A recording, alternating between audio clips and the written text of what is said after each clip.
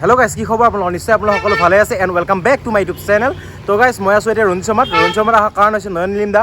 তেওঁৰ নতুনকৈ চিনেমাখন আহিছে বন্ধু, আপোনালোকে গমে পাইছে। চ' তেওঁ চিনেমাখনৰ প্ৰমোচনৰ কাৰণে আহিছে। ৰঞ্জিত শৰ্মাত আছে এতিয়া।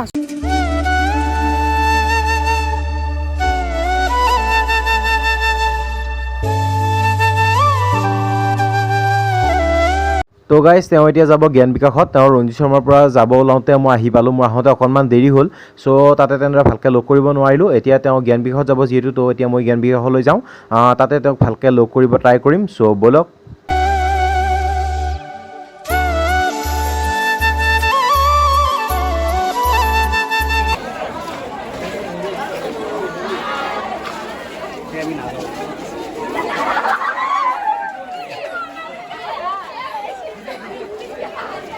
তো গাইজ এয়া হৈছে নয়ন নীলিম দা আৰু এওঁ আহি থকা বন্ধু চিনেমাখনৰ প্ৰমোচনৰ কাৰণে আহিছে। আৰু এতিয়া আমি আছোঁ জ্ঞান বিকাশ একাডেমি ভেবাঘাটত। 4 নৱেম্বৰত মোৰ আহিবলগীয়া নপচৰ বন্ধুৰ লগত বন্ধু চাম, শৈশৱৰ সেই ফিল্ম বিচাৰি পাম। 4 নৱেম্বৰত লগ পাম। বন্ধু চিনেমা অসমীয়া চিনেমাখনৰ যি প্ৰচাৰৰ কাৰণে অলপমান সময় উলিয়াই দিছে। আৰু নয়ন নীলিম দাই বন্ধু ফিল্মখনৰ প্ৰচাৰৰ বাবে নহয়, আচলতে বন্ধুত্বটো কি আৰু বন্ধু মানুহৰ জীৱনত কি কেনেকৈ ইম্পৰ্টেঞ্চ ক্ৰিয়েট কৰে বা বন্ধুৱে মানুহৰ জীৱনত কেনেকৈ বিনীতা মেম ডাঙৰীয়াক নয়ন নীলিম দাদাক এখনি ফুলাম গামোচা আগবঢ়াবলৈ মই অনুৰোধ জনাইছোঁ।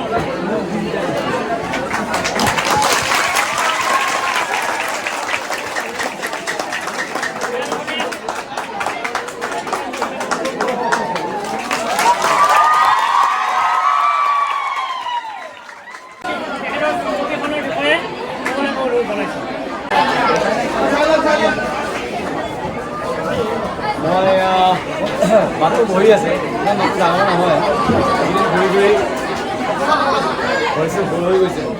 মই ধন্যবাদ জনাব জ্ঞান বিকাশ একাডেমীৰ আমাৰ শিক্ষাগুৰুসকলক এনেদৰে মোক সেই শৈশৱৰ সেই কৃতিবিলাক মাজলৈ আনিবৰ কাৰণে তেখেতে মোৰ মেমৰাইজ কৰিবলৈ তেখেতে যিখন মোক সুবিধা দিলে তেখেতক ধন্যবাদ। জ্ঞান বিকাশ একাডেমীৰ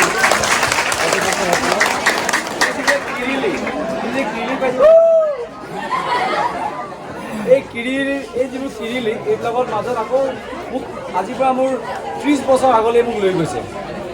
গতিকে তাৰ কাৰণে অশেষ ধন্যবাদ। আৰু ধন্যবাদ জনাইছোঁ আমাৰ দৰং জিলা সদৌ অসম দৰং জিলাৰ আমাৰ ছাত্ৰ সন্থাসকলক, আমাৰ সদায় ভাস্কৰৰ লগতে আমাৰ যিমানবিলাক আমাৰ সভাপতি ডাঙৰীয়া আছে, আমাৰ প্ৰত্যেককে মই এটালৈকে মই ক'বলৈ অসুবিধা হ'ব, তাকে ধন্যবাদ জনাব বিচাৰিছোঁ মই এইখিনি সুবিধা কৰি দিয়াৰ কাৰণে। আৰু এটা বস্তু ভাল লাগিলে, শিক্ষাৰ বাবে সকলো শিক্ষাৰ বাবে, এইটো সঁচা কথা। শিক্ষাৰ অবিহনে আমাৰ জীৱন আধৰুৱা, ঠিক তেনেকৈ বন্ধুৰ অবিহনে আমাৰ জীৱন আধৰুৱা। আমি বন্ধুৰ অবিহনে এখন চেইনচিগা চাইকেল, যেনেকৈ চাইকেলখন চলাবলৈ আমাৰ যদি চিন্তা চিকিৎসা চলাব নোৱাৰোঁ, এজন যদি বন্ধু নাথাকে আমি জীৱনটো আগুৱাই যোৱাত আমাৰ সহজ কথা নহয়। আমি মা দেউতাৰ পিছতে জীৱনক পাওঁ, সেয়া সি কান্ধত কিৰিলি পাৰি কথা পাতিছে, সেই ভাইটিকেইটা ভেৰি গুড।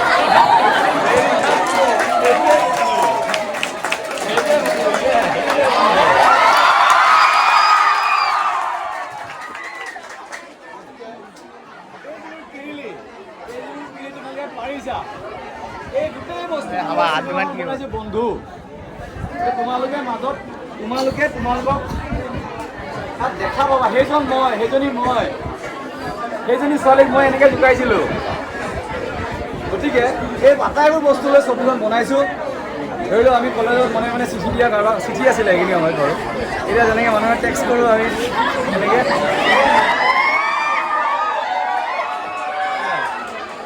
পঠিয়াওঁ।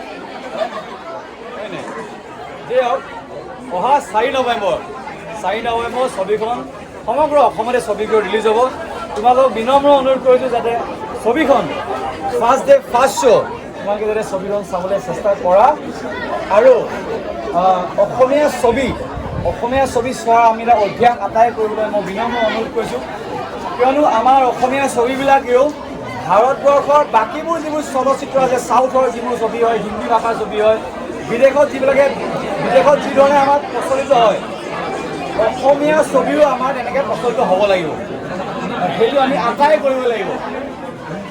আৰু যোৱা পৰহি দিনাখন বন্ধুৰ ছবিৰ ট্ৰেইলাৰটো আমি ৰিলিজ কৰিছিলোঁ USTMত। তোমালোকে ইউটিউবত মাৰিলে বন্ধু ট্ৰেইলাৰ যদি মাৰা দেখা পাবা। আৰু আটাইলৈ বিনম্ৰ অনুৰোধ, তোমালোকে ট্ৰেইলাৰটো চোৱা আৰু ছবিখন তোমালোকে ট্ৰেইলাৰটো তোমালোকে আৰু শ্বেয়াৰ কৰা, ফেচবুকতে হওক, হোৱাটছআপতে, গ্ৰুপে তোমালোকে যিমান বন্ধুৰ মাজত। গতিকে বন্ধুৰ লগত বন্ধু চাবলৈ যাম, শৈশৱৰ সেই কিৰিলি বিচাৰি পাম।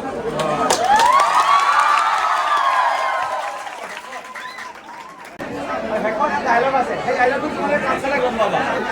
কোকা-কোলা, পেপচি, হিৰো আমাৰ সেক্সি।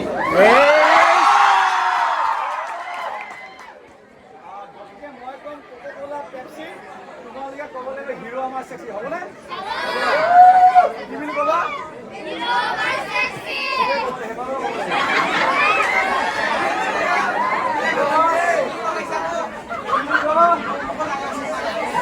আমাৰ sexy.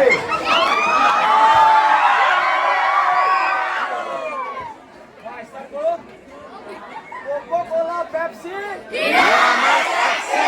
Coca-Cola, Pepsi, Hero ama seksi.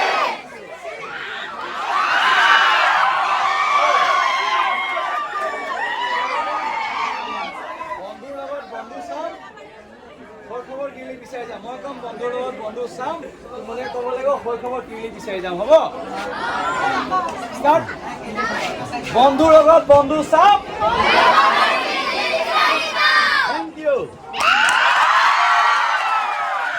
তো গাইজ তাতে ৰঞ্জু শৰ্মাত সোমালোঁ। ৰঞ্জু শৰ্মাত কিন্তু তেওঁলোকে তাতে তাৰ পৰা ওলাও হওঁতে মই তাতে যাই পালোঁ। চ' তাৰ পৰা মই ওলাই আহিলোঁ। ওলাই আহি কিনে ইয়াতে জ্ঞান বিকাশত নয়নলিম দাৰ লগত ধুনীয়াকৈ কথা পাতিলোঁ আৰু ইয়াতে ধুনীয়াকৈ ষ্টুডেণ্টৰ মাজত তেওঁ কি কথা পাতিছে, কি কৈছে, গোটেইখিনি আপোনালোকক মই দেখুৱাইছোঁ ধুনীয়াকৈ।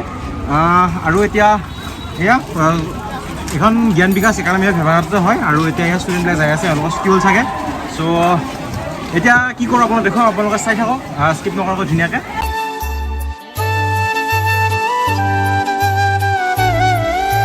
তো গাইজ এয়া হৈছে মিৰাজ। মিৰাজ কেনেকুৱা লাগিল তাতে? খুবেই ভাল লাগিছে আৰু মানুহজন বহুত বেছি কুল হয় আৰু বিশেষ একো নকওঁ বাৰু। তেওঁ টংলা গৈছে, আমি ইয়াতে থাকি গ'লোঁ। তো গাইজ তাতে তেওঁক লগ পালোঁ, বহুত ধুনীয়া লাগিল লগ পাই, কাৰণ তেওঁ মোৰ এজন ফেভাৰেট এক্টৰ হয়। চ' তেওঁক লগ কৰাৰ এটা ইচ্ছা আছিল, চ' আজি লগ পাই বহুত ধুনীয়া লাগিল। তো গাইজ এতিয়া আছোঁ আমি আমাৰ মংগলদৈ চুপাৰহিট। মিৰাজ ভাই ব্লগটো আৰু এণ্ড কৰোঁ আৰু এইখিনিতে। ঠিক আছে, এণ্ড কৰা, লাইক, শ্বেয়াৰ, কমেণ্ট কৰিব নাপাহৰিব। তো গাইজ আপোনালোকৰ ব্লগটো চাই যদি ভাল লাগে লাইক কৰিব আৰু কেনেকুৱা পালে কমেণ্ট কৰি জনাব। আৰু আপোনালোক যদি মোৰ চেনেললৈ নতুন গৈছে তেনেহ'লে মোৰ চেনেলটো ছাবস্ক্ৰাইব কৰিব। তো থেংক ইউ গাইজ।